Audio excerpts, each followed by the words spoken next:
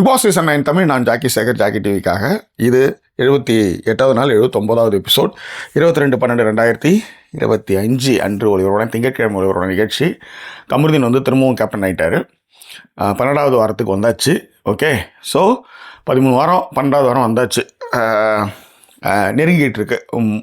அதாவது பிக் பாஸினுடைய ஃபினாலவே நம்ம நெருங்கிட்டு இருக்கோம். இந்த காலகட்டத்தில் தான் வந்து ஒரு பேட் டச்சு குட் டச் சண்டை வந்து அந்த பிக் பாஸ் வீட்டில் வந்தது. கமருதீன் பாருவுக்கான அந்த சண்டை, அதனுடைய நீட்சியாக அதற்கான விஷயத்தை வந்து நம்ம சாண்ட்ராவும் திவ்யாவும் அதை பற்றி பேசுகிறாங்க. அது என்ன அப்படின்றத கொஞ்சம் விரிவாக பேச போகிறோம். அதற்கு முன்பாக அந்த தளத்தை இதுவரை சப்ஸ்கிரைப் பண்ணாதவங்க சப்ஸ்கிரைப் பண்ணுங்கள், லைக் கமெண்ட் ஷேர் பண்ணுங்கள். ஸோ விரிவான ஒரு பார்வைக்கு ஸ்டே வித் அஸ்.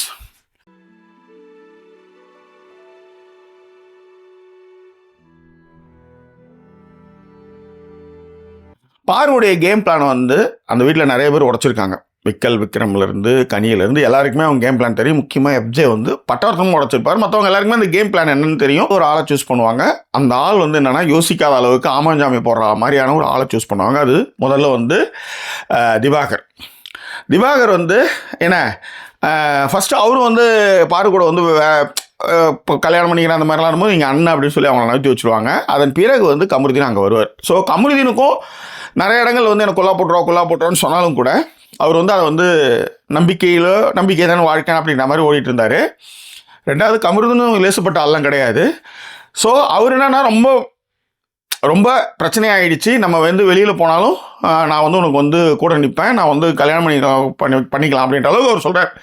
பார்வை பொறுத்தவரை என்னென்னா அதை கைட்டு விட்டுலான்ற மைண்ட் செட்டில் தான் அவங்க இருந்தாங்க. இது எல்லாமே கேம் சொல்லிட்டு போகலான்ற லெவலில் தான் அவங்க இருந்தாங்க. அதான் உண்மை. ஆனால் என்னென்னாச்சுன்னா அந்த மாதிரியான ஒரு விஷயத்துக்கு வந்து கமருதீனுக்கும் பார்வதிக்கும் கொஞ்சம் பிரச்சனை இருக்குது. காரணம் என்னென்னா, இப்போ இந்த ஃப்ரீ ஸ்டாஸ்கில் வந்து பார்வோட ஃபேமிலி வந்ததுன்னா தனக்கு பாதிப்பு இருக்கும் அப்படின்னு கமருதீன் உணர்றாரு. இந்த மாதிரியான ஒரு சூழ்நிலையில் தான் ஒரு பெரிய சண்டை அந்த வீட்டில் நடந்தது. என்னை எப்படி நீ வந்து பேட் டச்சுன்னு சொல்லலாம், ஒரு கன்சர்ன் இல்லாமல் தொடர அளவுக்கு நான் என்ன அவ்வளோ மொக்கையா, நீ பெரிய ஐஸ்வர்யா ராய் அப்படின்ற மாதிரியான சண்டைகள் எல்லாம் கமருதீன் வந்து பாறை போட்டார்.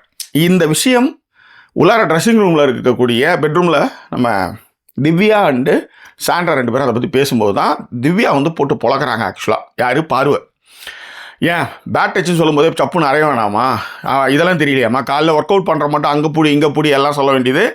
பேட் டச்சுக்கு வந்து குட் டச்சு பேட் டச்சு அதுக்கு தெரியாதாம்மா. ஸோ இந்த வீட்டை பொறுத்தவரையிலையும் பாரு வந்து ஒரு கேம் விளையாடுறாங்க. ஆனால் இந்த விஷயத்தை பட்டவர்த்தனமாக விஜய் சேதுபதி அவருடைய எதிரிலேயே உடைச்சது யாருன்னா அரோரா தான்.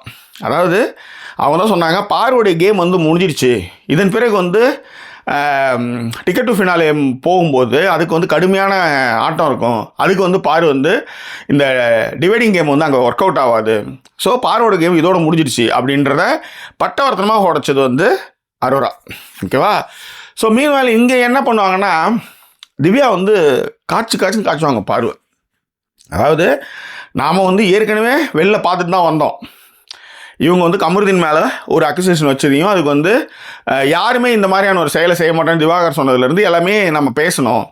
திரும்ப ஃபுல்லாக பழகிட்டு இப்போ வந்து பேட் டச் பண்ணுறான் அப்படின்ற மாதிரி ஒரு கதை எடுத்து வந்தால் என்ன அர்த்தம்? ஸோ பார்வை பொறுத்தவரையிலையும் அதுதான் வந்து சாண்டா சொல்லுவாங்க, இந்த வீட்டில் வந்து ஒரு நிம்மதியாக அப்படியே போயிடலான்னு பார்த்தா இவங்க ஒரு கதையை வளர்த்துறாங்க அப்படின்னு சொல்லும்போது அதுக்கு திவ்யா சொல்லுவாங்க, அவங்களுக்கு நிம்மதியாக அந்த வீட்டை பொறுத்தவரையிலையும் அவங்க இருக்கக்கூடாது, ஏதாவது ஒரு விஷயத்த அவங்க வந்து கிரியேட் பண்ணிகிட்டே இருக்கணும். இப்போ உதாரணத்துக்கு திவாகர் போயாச்சு, அடுத்தது இப்போ கமருதீன். ஸோ இப்போ கமருதீனையும் கழட்டி விட்டா கொஞ்சம் ஃப்ரீயாக இருக்கலாம்னு அவங்க நினைக்கிறாங்க. ஆனால் என்கிட்ட பாரு மட்டும் மாட்டுட்டோம், நான் வந்து பேசுவேன் அப்படின்னு திவ்யா வந்து அதை வந்து போல்டாகவே போட்டு உடைக்கிறாங்க. ஆக்சுவலாக பாரு பற்றின எல்லா விஷயத்தையுமே போட்டு உடைக்கிறாங்க.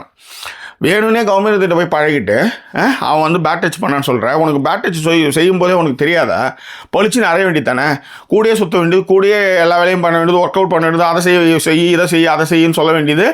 ஆனால் அந்த பையன் மேலே வந்து அப்படி அபாரமான ஒரு பழியை வந்து எப்படி போட முடியும் அப்படின்றத வந்து திவ்யா வந்து ரொம்ப கடுமையாகவே சொல்கிறாங்க. வச்சுக்கிச்செல்லாம் பேசவே இல்லை, போட்டு தாக்கு தான். அதுதான் வந்து ப்ரொமோலையும் வந்தது. சரி, இந்த நேரத்தில் வந்து இந்த நேரத்தில் வந்து சாண்ட்ராவும் திவ்யா எப்படி ஒன்றானாங்கன்னு ஒன்று இருக்குல்ல. நம்ம ஏற்கனவே இதுக்கு வந்து ஒரு வீடியோ போட்டிருந்தோம்.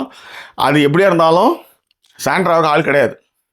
சாண்ட்ராவனுடைய க்ரைம் ரேட்டு நிறையா போய் எல்லாருமே ஒதுக்கி எல்லாரையும் திட்டு வாங்கி விஜய் சேதுபதி அவர்கள் வந்து மன்னிப்பே கேளுன்ற மாதிரி ஒரு விஷயத்தை பண்ணி அவங்க மன்னிப்பு கேட்டாங்க.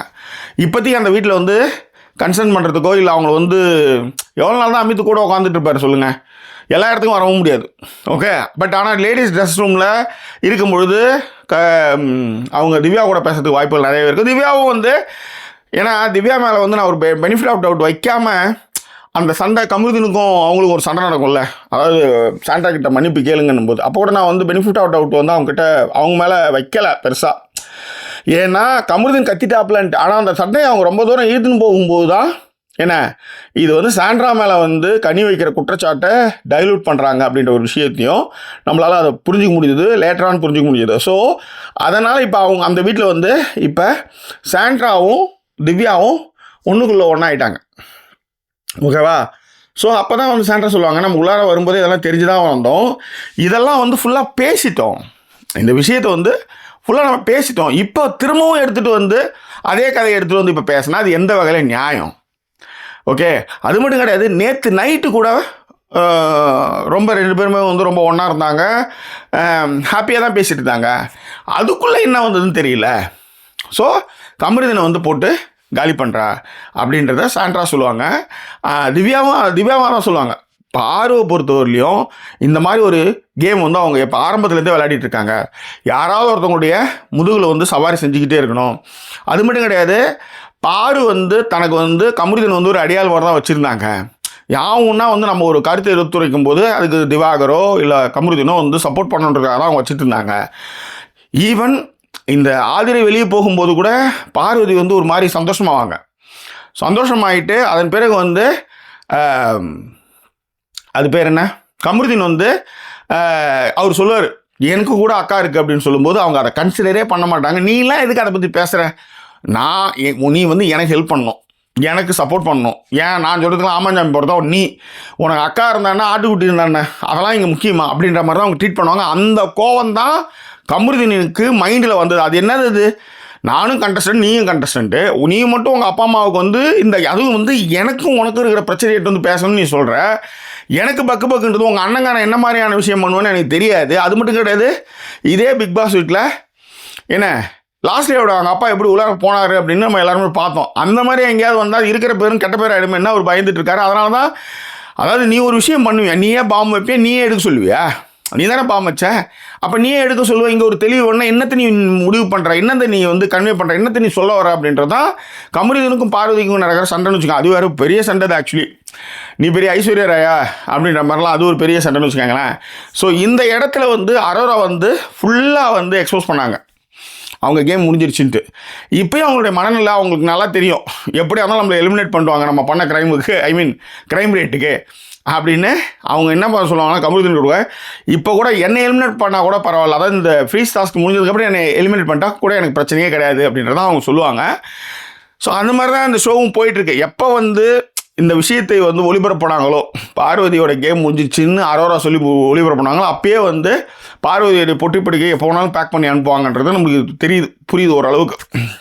பட் எனிவே, ஸோ திவ்யாவும் சாண்ட்ராவும் இந்த விஷயத்தான் பேசினாங்க. இது குறித்தான கருத்துக்கள் எதாக இருந்தாலும் பின்னூட்டங்களை தெரியப்படுத்துங்க. கையை வச்சேன் பேட் டச்சுன்னு தெரியல, அங்கேயே சப்புன்னு ஆட வேண்டியது, அங்கேயே சுற்றி போட்டு வந்துட்டு இப்போ வந்து பேட் டச்சுன்னு சொல்லிட்டு இருக்கிறது தான் திவ்யாவுடைய விஷயம். இது குறித்தான கருத்துக்களை பின்னூட்டங்களை தெரியப்படுத்துங்க. இன்னும் வேறு எப்போ சொல்லுவாங்க நான் சந்திக்கிறேன். அது ஒரு நன்றி கூறிய உங்கள் ஜாக்கி சேகர். நன்றி, வணக்கம்.